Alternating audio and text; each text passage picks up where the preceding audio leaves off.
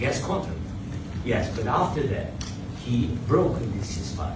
He killed our people, and he didn't exchange prisoners. We signed the exchange of prisoners, but he didn't do it. What kind of diplomacy, JD, you are speaking about? What do you mean? I'm talking about the kind of diplomacy that's going to end the destruction of your country. Yes, but if you Mr. President, with respect, I think it's disrespectful for you to come into the Oval Office and try to litigate this in front of the American media. Right now, you guys are going around and forcing conscripts to the front lines because you have manpower problems. You should be thanking the President for trying to bring it into this conflict. Have you ever been to Ukraine that you see what problems we have? I have been to. Come once. I've actually watched and seen the stories, and I know what happens is you bring people, you bring them on a propaganda tour, Mr. President. Do you disagree that you've had problems bringing people in your military? And do you think that it's respectful to come to the Oval Office of the United States of America and attack the administration that is trying to prevent the destruction of your country? A lot of questions. Let's start from the beginning. Sure. First of all, during the war, everybody has problems. Even you, but you have nice ocean and don't feel now, but you will feel it in the future. God bless. You don't know that. God bless. You don't God know. bless. You will not have a war. Don't tell us what we're going to feel. We're trying to solve a problem. Don't tell us what we're going to feel. I'm not telling you. Because I'm you're in no answering position honest to dictate that. That's exactly what you're doing. You're in no position to dictate what we're going to feel. We're going to feel very good. We're going to feel very good and very strong. You will feel influence. You're right now not in a very good position.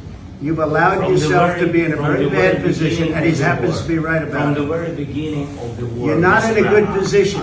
You don't have the cards right now. With us, you start having cards. But right now, you don't. Yeah, you're playing cards. You're playing cards. You're gambling with the lives of millions of people. You're gambling with World War III. You're gambling with World War III. And what you're doing is very disrespectful to the country, this country. It's back to you. Far more than a lot of people said they should have. Have you said thank you once this entire meeting?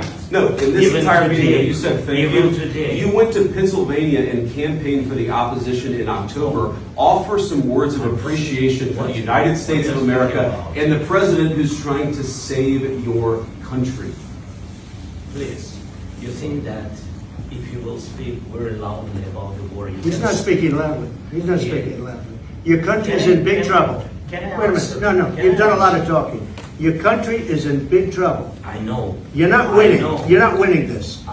You have a damn good chance of coming out okay because of us. Mr. President, we are staying in our country, staying strong from the very beginning of the war. We've been alone. And we are thankful. I said thanks. You haven't been alone. You haven't been alone. We gave you, through this stupid president, $350 billion. We gave you military equipment, and your men are brave, but they had to use our military. If you didn't have our military equipment, this war would have been over in 2 weeks. In 3 days, I heard it from Putin. In 3 days. This is something maybe less. In 2 weeks, of course, yes. It's going to be a very hard thing to do business like this. Again, just say thank you. I said a lot of times to American people. Accept that there are disagreements, and let's go litigate those disagreements rather than trying to fight it out in the American media when you're wrong. We know that you're wrong. But you see, I think it's good for the American people to see what's going on. I understand. I think it's very important. That's why I kept this going so long. You have to be thankful. You don't have the cards. You're buried there. Your people are dying. You're running low on soldiers. Listen, you're running low on soldiers. It would be a damn good thing. And then you tell us, I don't want a ceasefire. I don't want a ceasefire. I want to go and I want this. Look, if you could get a ceasefire right now, I tell you, you take it so the bullets stop flying and your men stop getting killed. Of course, we want to stop the war. But you're saying you don't want a ceasefire. I want a ceasefire because you'll get a ceasefire faster than an agreement. Ask our people about a ceasefire, what they think. That wasn't with me. That wasn't with me. That was with a guy named Biden, who was not a smart person. That was with Obama. It was your president. Excuse me. That was with Obama, who gave you sheets, and I gave you javelins. Yes. I gave you the javelins to take out all those tanks. Obama gave you sheets. In fact, the statement is, Obama gave sheets and Trump gave javelins. You got to be more thankful. Because let me tell you, you don't have the cards. With us, you have the cards. But without us, you don't have any cards. One more question to Mr. Vice President.